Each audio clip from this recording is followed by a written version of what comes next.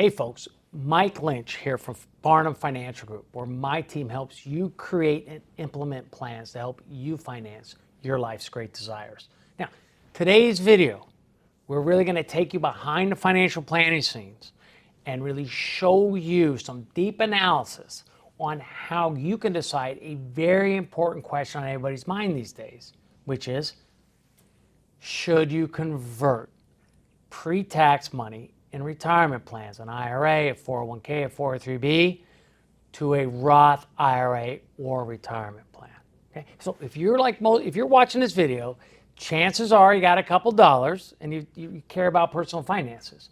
And if you care about personal finances, chances are you have some, right? Dentists have teeth.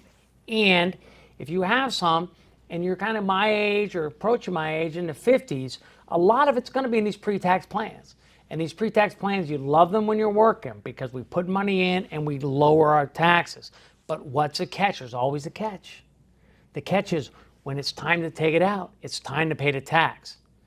And you hate that, and you hate that. So a solution is sometimes convert the money from pre-tax, forever tax money, to Roth accounts, never tax money.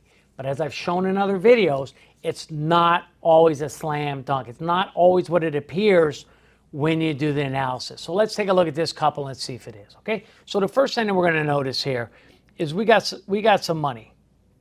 And that's a good thing, not a bad thing.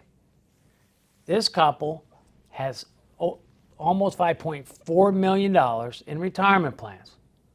Now, it seems like a lot, but you get there. And there's plenty of IRAs that are out there that are this size, right? If we look at what we want to do is we want to compare their current situation to a situation in which they convert to Roth IRAs or optimize out. So what we have here is current AGI. AGI stands for adjusted gross income. So we have still working years, 348, 372. So the reason it's so high there is working. And then from 71, 72 is not working. Now, so this is going to be their current income. They do nothing, that's it. Now, what you need to know is that if they do nothing and they were born prior to 1960, which is the case here, the government is going to require this couple to start taking money from their plans when each of them turns 73. Those known as RMDs are required minimum distributions, okay? So the current AGI is just status quo, and here we have the current tax. Now, one other thing that we want to focus on is Medicare premiums. There's this thing in Medicare called the income-related monthly adjustment amount. It is IRMA, and you can think of it like a hurricane because it can send a hurricane through your finances. And what it's based on is how much money that you're going to earn. In this one, if you earn up to $212 or less, the monthly Medicare premium will be $185 per person. Right? There's drugs, you need those, and that's going to be another $45 or $46. So per couple, we add it by 2, is $463. But as we can see, if we start earning more, $344, $745, over $1 million, now their premiums are going to go up from $463 a month to over maybe $1,500, maybe 3 times. So we want to account for this as well, because if we're going to be generating income, if you're going to generate income for yourself, it's not only income tax you're going to pay, you might pay some other money as well. Okay? All right. So there we are. We know the status quo. The status quo, we have high income, we have high assets, but we still, everybody, including people with high income and high assets, would like to keep more of what they've earned and save for themselves, and perhaps less to go to an income tax. So we want to minimize income taxes. So the next thing we do in this example, what we're doing is we're looking to optimize out an income tax bracket. Here's 24%. 24% bracket says at the margin, you're going to pay 24% of what you take out to the federal government. Now, why would you want to optimize a 24% bracket?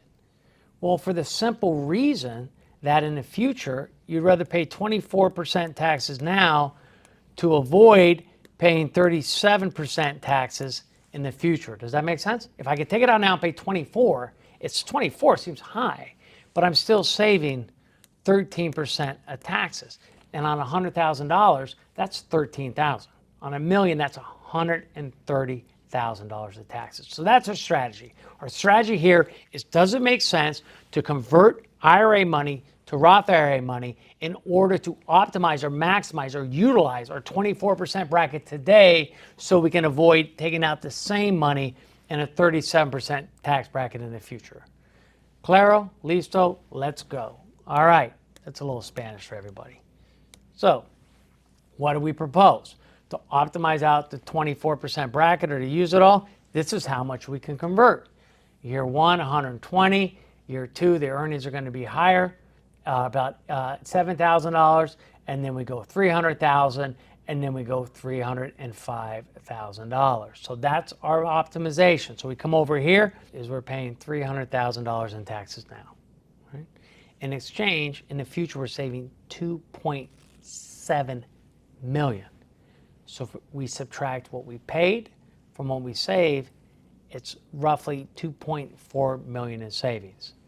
Does that seem like a bad deal, or does that seem like a good deal? Well, for most people, that would seem like a good deal. But we still have to keep analyzing. We're going to take a look at the Medicare for these people, right? We don't want to pay too much in Medicare. As you can see, the current Medicare is here. The proposed is here. Now, this couple is high income already. So Medicare is not going to come that much into play, but we are giving more income early, so we do pay more in Medicare in the conversion scenario. We save in taxes, we save roughly $2.4 million. And we say we have to pay $23,000 more in healthcare premiums. That seems like a pretty decent trade-off. And in round numbers, it doesn't change the story that much. Our total tax savings overall is roughly $2.4 million.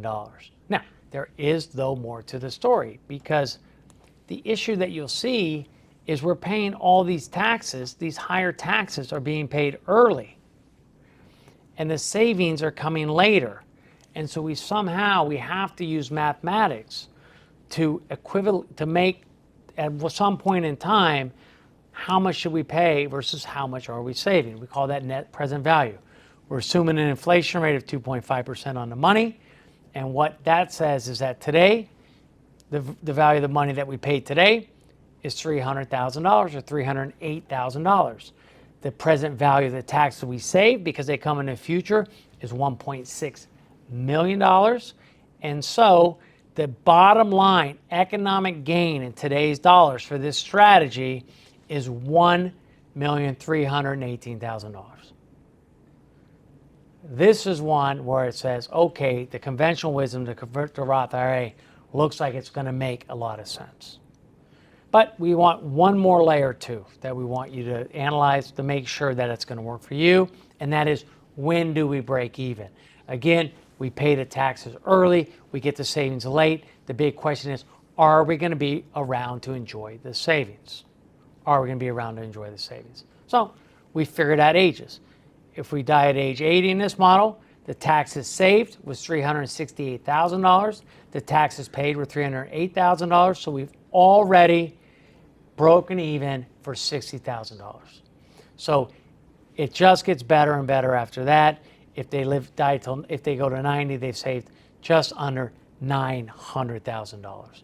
So this is a strategy where analytically, if these tax rates hold up and this model is accurate, a Roth conversion strategy could potentially save them and their heirs. We haven't even got to their heirs.